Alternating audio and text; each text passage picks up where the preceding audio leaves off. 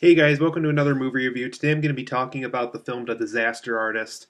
This is a film biopic about the events that took place while filming the film The Room back in 2003.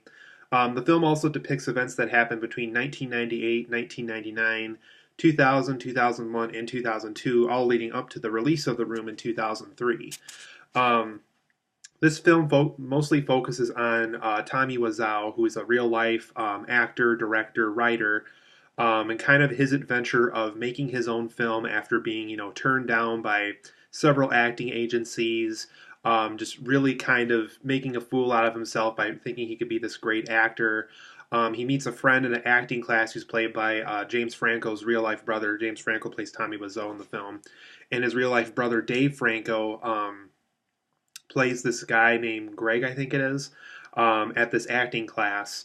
And Greg and Tommy become really close friends. They move in with each other in Los Angeles.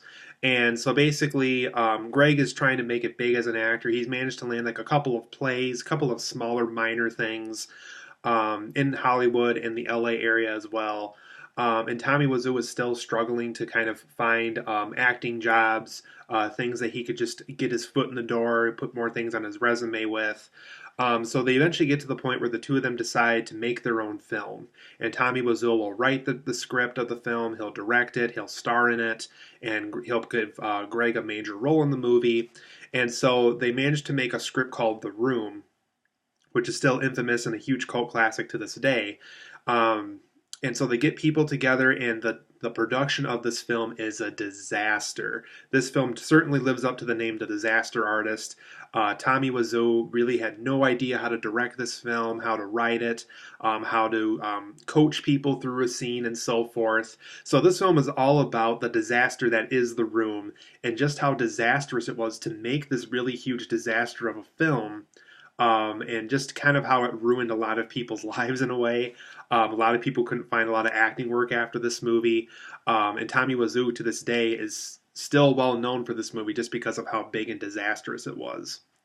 So I really enjoyed The Disaster Artist, you guys. This film is ultimately about the celebration of so bad it's good kind of films, which definitely The Room is definitely in that category of.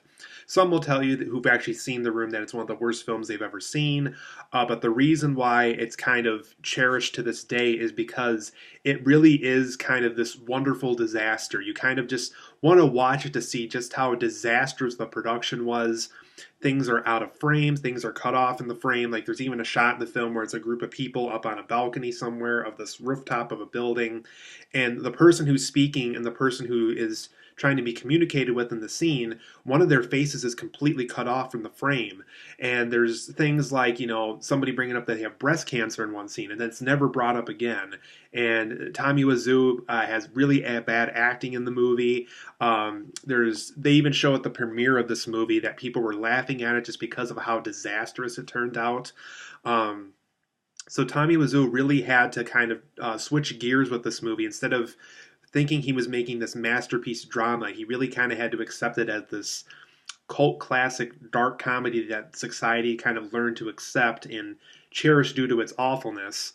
But it's a fun time. It's definitely a so bad it's good kind of movie. And James Franco, who also directed this film, also treated the production of this film too, kind of in a so bad it's good kind of way that it makes the film really fun.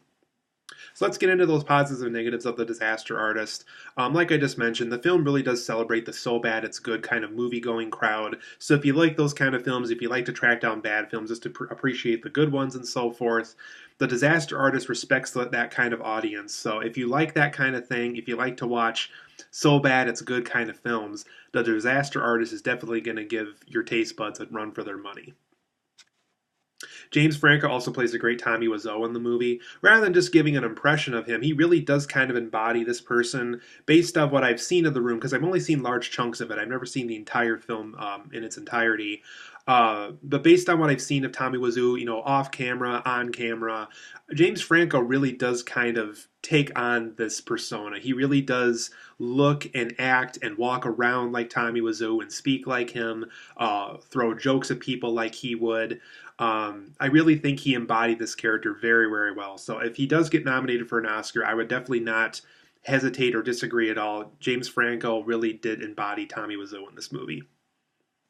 This film's also very funny, even when the film isn't about the room or it's just focusing on Tommy Wiseau and his friend Greg. It really is funny. It really is. The jokes really do land.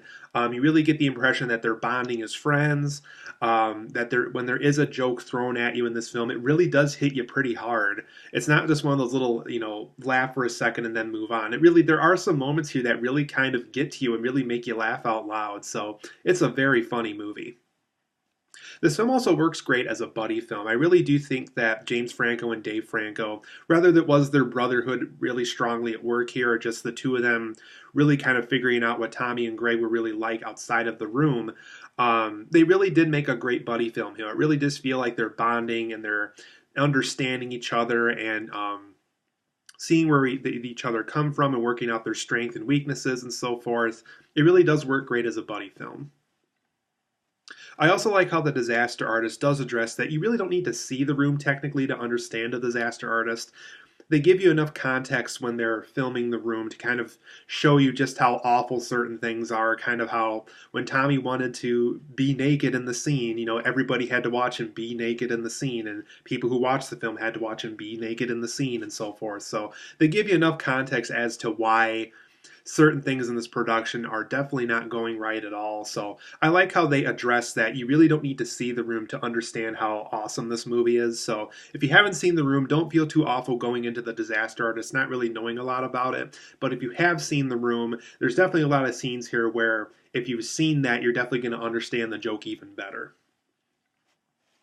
I also like how the film has the message of go for your dreams no matter what it is, and how many people are going to tell you how awful you are at that skill. The film really does address the point that, if you really want to be an actor or a director or whatever kind of career you want to pursue, it really is all about how you take it on. If you're really not good at it, how can you improve? That really does have this big message on, really go for that dream no matter what it is, no matter who's telling you to go away from that dream or trying to get you to do something else. The film really does address that. If you really want something, you really have to go for it. And I think it's really strong in this movie.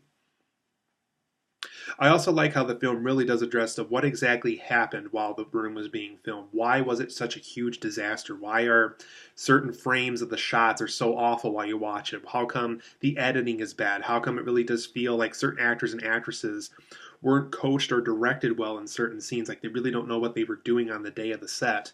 The film does address how, there's certain scenes where characters really don't look like they know what they're doing. And there's a whole story behind that. It's either Tommy Wiseau not telling them what the movie was about or what the scene was like in context of the story. There really were a lot of incidences on the set of this movie that people were just not directed well enough to know what was going on in the story. So when they get to the set and they're fighting this bully, they don't know what's going on. They don't know why they're fighting this person. They don't know what's going on in the story. Tommy Wiseau doesn't bring up if it's at the beginning or in the middle or near the end of the film, what happens before the scene happened, what happens after that scene happened.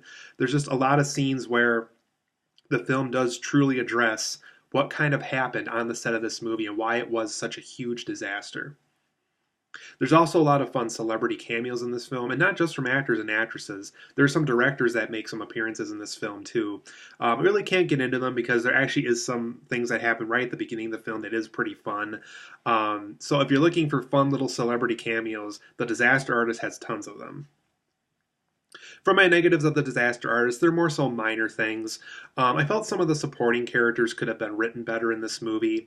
I definitely get the impression what certain people felt while the room was being filmed, but you really never get to see like a background details in some of these characters or nothing more than, oh, well, this person just really disapproved of what was going on set. That's really all some of these characters are. I would say Seth Rogen's character maybe was the best supporting character just because we do get to see some scenes where he is away from the set of the room or he's doing something that Tommy Wiseau didn't know what he was doing at that time in the movie and stuff.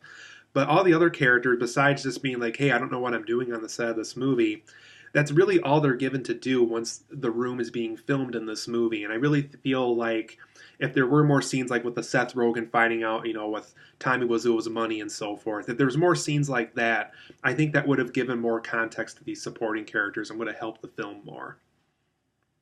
I also felt that when James Franco was trying to do like a frustrated Tommy Wiseau impression, his accent that he mastered so much in this movie kind of vanished for those scenes.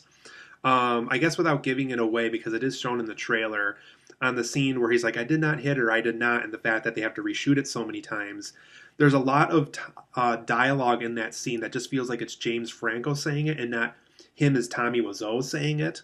So there's just a lot of moments where his accent just kind of completely vanishes for certain scenes, but once the next scene starts up, the accent and the persona is just the way you remember it. So there's certain things like that where that felt really inconsistent. I don't know if James Franco was frustrated on the day of the set, or if it's a nod to that there's a lot of parts like that in the room that played out like that in that movie's production and everything. So I don't really know what happened there, but I felt like his impression wasn't as consistent as it could have been. I also would have liked to have seen more scenes about what happened after The Room was released. They do explain it in like a little monologue text at the end of the movie before the credits start rolling.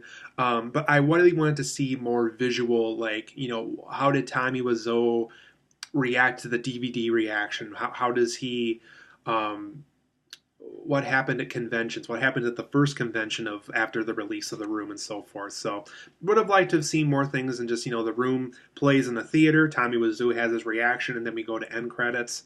Like to have seen something a little bit more of a wrap up for what happened after The Room maybe finished its theatrical release or something along that line.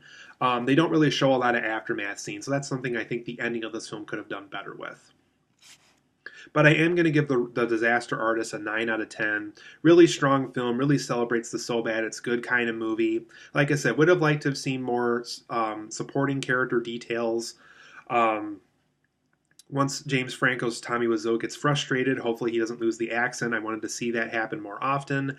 And would have liked to have seen more aftermath scenes of what exactly happened after The Room finished its theatrical release.